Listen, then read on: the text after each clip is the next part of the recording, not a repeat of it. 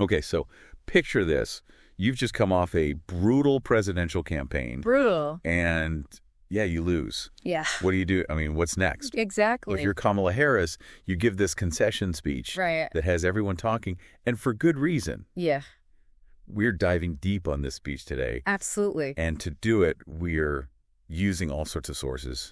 We've got the Hilltop, NBC Washington, CBS News, Yahoo News, Vanity Fair, and even Newsweek. Yeah. You know, just to paint a complete picture of this event and what it means. Yeah. And this isn't just about politics. You know, this is about leadership and resilience and a call to action that I think everyone listening can relate to. I totally agree. So, she gave this speech at her alma mater, Howard University. Interesting choice. Not your typical campaign headquarters, right? No. So what do you make of that? I think it's brilliant, actually. You know, think about who's in that audience. Yeah. You got students, you got supporters, you even have people like Nancy Pelosi there. Right. It brings this immediate sense of history, of legacy, especially of Black excellence. Wow. You know, it becomes personal in a way. Yeah. And it really sets the tone for this message that's about way more than just losing an election. And the sources really pick up on this, you know, this mix of hope and like solemnity in the atmosphere. Absolutely. I mean, of course, you have the weight of the results. Right. But you can also feel this undercurrent of optimism, especially from the students there. It's like they know they're witnessing history, you know, like a torch being passed to a new generation. So she starts the speech by thanking everyone, right? Right. Her team, the volunteers, voters. All of them.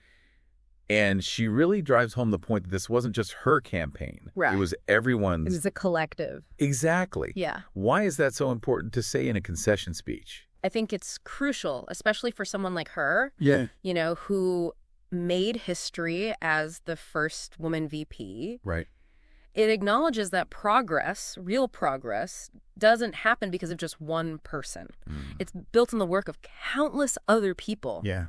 So by thanking her supporters, she's reinforcing this idea of collective action, that even in defeat, there's strength in numbers, in unity. I see. Yeah. And then she addresses the election head on, and she says, when we lose an election, we accept the results.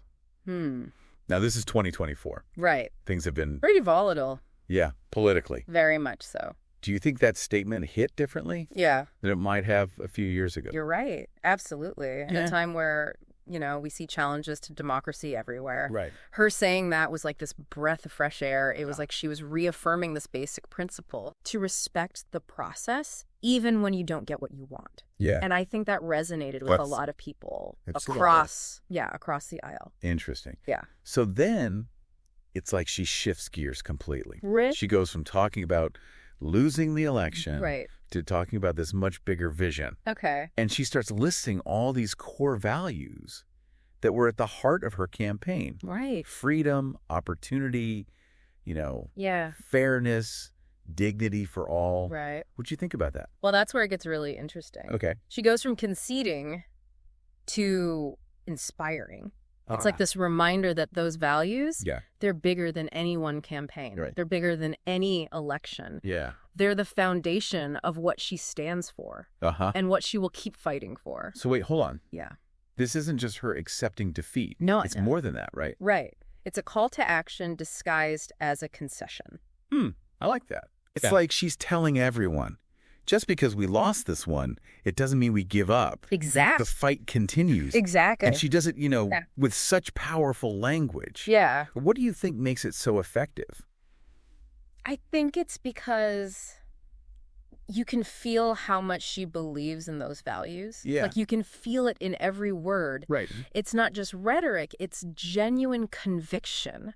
Yeah. It's this like rallying cry. Yeah. Rooted in hope, in determination. Yeah. It's like she's saying, look, we may have lost this battle, but the war for a just and equitable society, that goes on. And then she brings it back to her own life. Oh, yeah. Sharing these anecdotes about her journey. Yeah. From Howard to the VP to running for president. Yeah, yeah. What'd you think about that? Well, I think it makes it relatable, you know? How so? I mean, everyone faces setbacks. It's true. Right? It's part of life. Yeah. But by sharing her own journey, she shows that you can persevere and go on to do amazing things. Right. And that's especially powerful for the students there. It's like she's saying, look at me. Yeah. Look at what's possible. Yeah. Don't let anything hold you back. And like, hey, I've been there. Right. And I'm not giving up, so you shouldn't either. Right. And then she does something really powerful, I think. What's that? With all the division in the country. Yeah. She makes this call for unity. Right. And healing. Absolutely. And I think that's the real message of the speech. Oh, yeah. I totally agree. Why do you think that's so important? Well, especially after an election like this one, it's a reminder that we're all Americans. Yeah. No matter our political beliefs, you know, we got to come together, find common ground, and work towards a future we all share. This goes way beyond just politics, right? Exactly. And that's what makes this speech so remarkable. Yeah. It's about more than just accepting defeat. It's about inspiring hope. It's about building unity and continuing to fight for what's right. And then she closes by talking about her dedication to service. Yeah. And the values she's always fought for. And it really feels like this wasn't an ending. No. It was more like a beginning. Yeah. And all the sources we looked at, you know, they all talked about how much praise she got for this speech. Yeah. For its grace and resilience. And they all said it was a historic speech. I mean, rightfully so. What do you think resonated with people the most? It wasn't just a political speech. It was a message of hope. Yeah. A message of perseverance. And it was this call to action for everyone to make things better. Yeah. I think people were, you know, they wanted that kind of leadership. Yeah. Especially after such a divisive election. So basically, this wasn't just about one election. This was about values. Yes. Resilience. And how we all have to be the ones to make change happen. Exactly. It's about what we do when things get tough. Yeah. How we use that to make things better. Yeah. And how we move forward together. Absolutely. And so I think this leaves us with a really important question. If setbacks are inevitable, you know, part of life, how can we, like Kamala Harris, use those setbacks to fuel us, to keep working toward the causes we care about? Exactly. How can we make a difference? That's the question. That's what we all need to think about. Absolutely. Today is your lucky day. Today is the day that our $3 website works for you, paying you directly to your PayPal daily. Imagine $3 ongoing continuous payments to your PayPal account. Imagine falling asleep and waking up to $300 in your PayPal account. How would this make you feel?